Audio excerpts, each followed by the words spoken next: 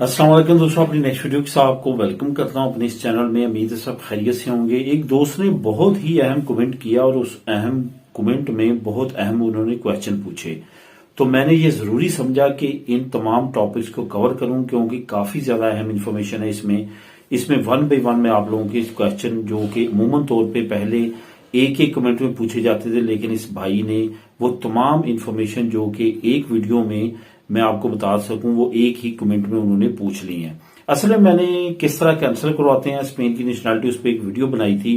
इन्होंने उस वीडियो को देखा और उसमें कुछ मजीद क्वेश्चन इनके रेज हुए, तो उन्होंने वो मेंशन किए हैं कि उनके आंसर इनको चाहिए। कुछ इसके अलावा भी हैं जो उन्होंने मेंशन किए हैं। आप जो टाइटल है वीडियो का, जो थंबनेल है, वहां पे भी इनका कमेंट देख सकते हैं। उन्होंने सबसे पहले तो पूछा कि पाकिस्तानी नेशनलिटी कैंसिल करवाने के तरीके क्या हैं।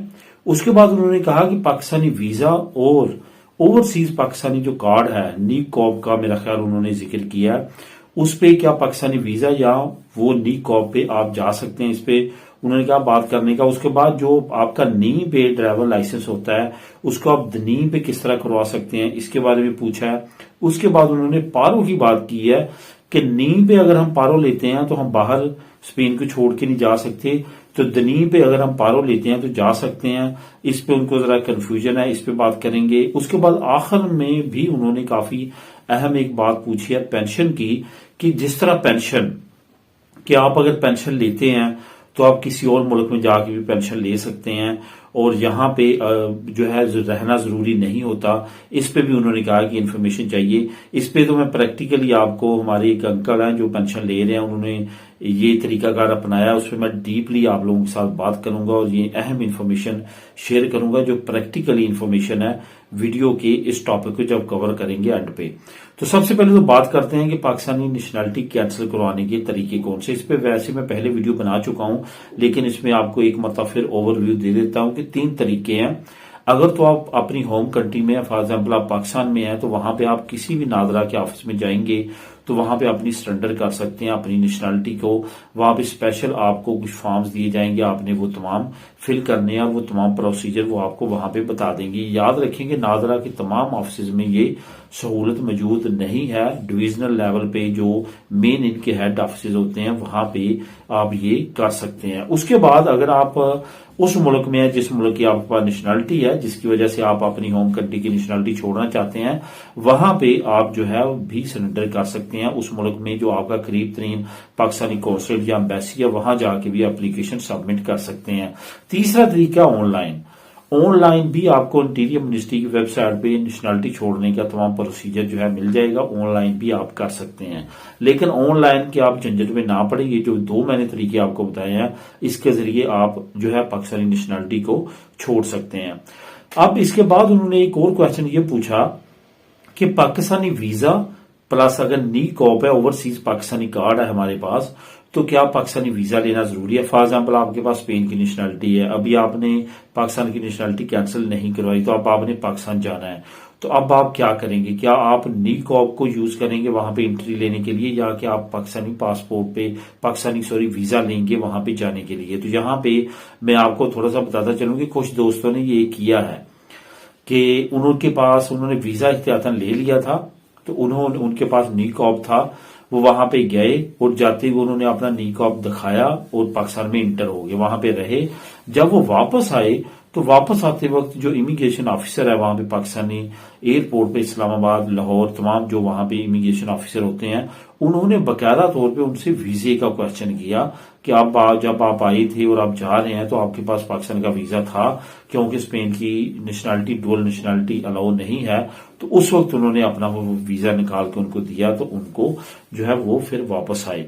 तो ये डिपेंड करता है उस वक्त सिचुएशन पे और वीजा ऑफिसर पे जो वहां पे है। ये याद रखें, एहतियातन आप ले लें और रिस्क में ना पड़े, मेरा यही मशवरा है। पाकिस्तानी वीजा लेके जाएं। अगर आपने पाकिस्तानी नेशनलिटी छोड़ दिया तो फिर तो आपको कॉप होगा आपके पास, उस पर आपको वीजा लेने की जरूरत नहीं है। ये डिफरेंस है नी कॉप का और कॉप का, और ये तमाम सिचुएशन है। इस पे अब आपका खुद डिसीजन है कि आप वहां पे बगैर वीजे के जाएंगे या कि वीजा लेके जाएंगे। अब यहाँ पे बात करते हैं कि ड्राइवर लाइसेंस को, जो स्पेन का ड्राइवर लाइसेंस है, उसको किस तरह हम कन्वर्ट करवा सकते हैं नी से दनी पे। डीजीटी का जो मेन ऑफिस होता है हर इलाके में है, रीजनल ऑफिस, वहां पे भी आप खुद जाके सीता लेके उसको चेंज करवा सकते हैं। इसके लिए आपके पास सर्टिफिकात कौन कुदसियाल होना चाहिए, उसके बगैर ये आपका डीजीटी वाहद है जो कि ड्राइवर लाइसेंस जो बहुत ज्यादा ये डिमांड करते हैं, ये सर्टिफिकेट के बगैर जो है नहीं होता। तो इस वजह से वो आपने पहले लेना है, तो फिर आप सीता लीजिएगा डीजीटी का, वरना आपका एक तो डीजीटी का सीता बड़ी मुश्किल से मिलता है, दूसरा आपको प्रॉब्लम होगी, दोबारा से आपको जाना पड़ेगा। इस वजह से ये करें। दूसरा जो इसका तरीकाकार है वो यह है कि हर इलाके में जहां पे ड्राइवर लाइसेंस आपने रिन्यू करवाना हो या नया ड्राइवर लाइसेंस बनाना हो, तो आपका एक मतलब मेडिकल होता है। जिस जगह पे मेडिकल होता है, जिस ऑफिस में वो प्राइवेट ओपन है, वहां पे भी आप जाएंगे तो वो भी एडमिनिस्ट्रेटिव काम करते हैं। वो तकरीबन 35 से 40 यूरो आपसे लेंगे, जो मैंने खुद पे किए हैं, और वो आपको खुद वहां पे करवा देंगे। आज आपको से तमाम फाइल तमाम चीजें लेंगे। एक दो दिन में आपको प्रोविंशियल दे देंगे। प्रोविंशियल पहले 3 महीने का मिलता था, अब रश की वजह से डीजीटी में 6 महीने का दे रहे हैं। तो उस पर फिर आप ड्राइव कर सकते हैं जब तक आपका ओरिजिनल बन के नहीं आता। और ये याद रखें, आपका जो ओरिजिनल ड्राइवर लाइसेंस है जो दातुस चेंज होने के बाद आएगा, वो आपकी जहां पे पदरों चल रही है वहां पे आएगा। ऐसा नहीं है कि आप उनको कह दें जहां पे आपने जमा करवाना है कि आप अपना एड्रेस दे दें, ऐसा मुमकिन नहीं है। आपके एड्रेस पे आएगा।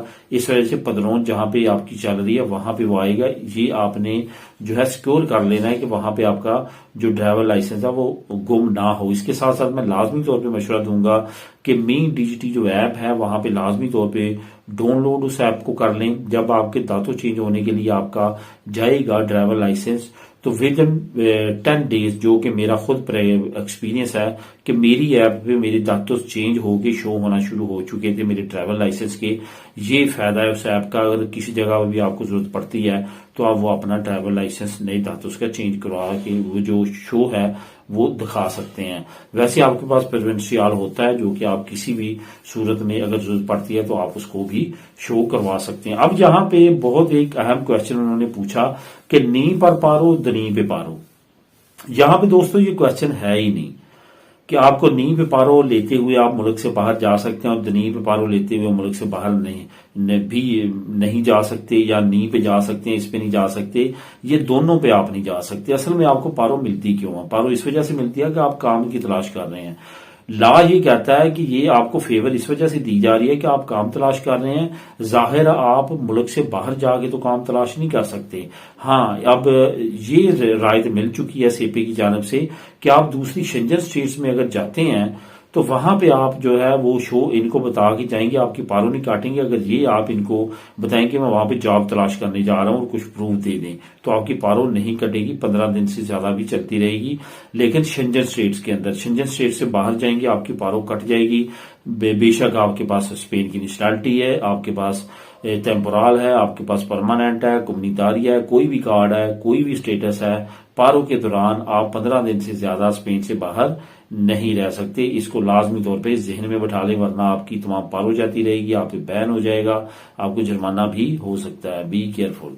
अब आखिर में बात करते हैं पेंशन की। उन्होंने कहा जिस तरह पेंशन वाले बाहर जाके ले सकते हैं तो इसी तरह से पारो भी ले सकते हैं। पारो का तो मैंने आपको आंसर दे दिया। पेंशन की मैं आपको प्रैक्टिकली बताता हूँ। हमारे एक अंकल हैं जिन्होंने पेंशन लगवाई, वो 6 साल तकरीबन पहले से पेंशन ले रहे हैं। मेरे दोस्त के वो रिलेटिव हैं, चचा हैं, तो वो पेंशन ले रहे हैं।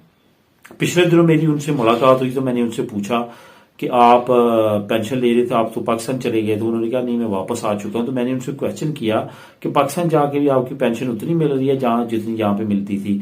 उन्होंने कहा नहीं, जब आप मुल्क से बाहर जाके लेते हैं तो आपकी पेंशन कम मिलती है। मैंने कहा कितनी कम मिलती है? वो कह रहे हैं जब मैं इधर था तो मुझे 950 यूरो मेरी पेंशन लगी थी, लेकिन जब मैं पाकिस्तान चला गया और मैंने इनको कहा कि मैंने वहां पे लेना चाहता हूं तो इन्होंने 650 पेंशन देना शुरू कर दी, मतलब 300 यूरो कम कर दिया। अगर आप मुल्क के अंदर पेंशन लेते हैं तो उतनी ज्यादा पेंशन आपको मिलती है। अब आप खुद इस पे अप्रोक्सीमेटली रेशियो निकाल लें कि 300 यूरो आपको कम मिलेगा अगर आप मुल्क से बाहर पेंशन वसूल करेंगे और वहीं रहेंगे। अगर मुल्क के अंदर आके लेंगे तो दोबारा से आपको इनको पदरों देना पड़ेगी, मेंशन करना पड़ेगा और दोबारा आपकी पूरी मिलना शुरू हो जाएगी। इस बात को आपने जहन में रखना। और पेंशन का ये कानून है जो कि प्रैक्टिकली यहाँ पे हो रहा है। तो इन तमाम क्वेश्चंस का मैंने आंसर दिया। अगर फिर भी आपके जहन में क्वेश्चन हो तो आप नीचे कमेंट में मुझसे पूछ सकते हैं। जिस दोस्त ने ये कमेंट किया था, उम्मीद है उसको भी इस तमाम आंसर्स मिल चुके होंगे, और नहीं भी मिले तो आप मजीद यहाँ पे नीचे डिटेल में कमेंट्स में पूछ सकते हैं। मिले नेक्स्ट वीडियो में, दुआ में याद रखिएगा। अल्लाह हाफिज।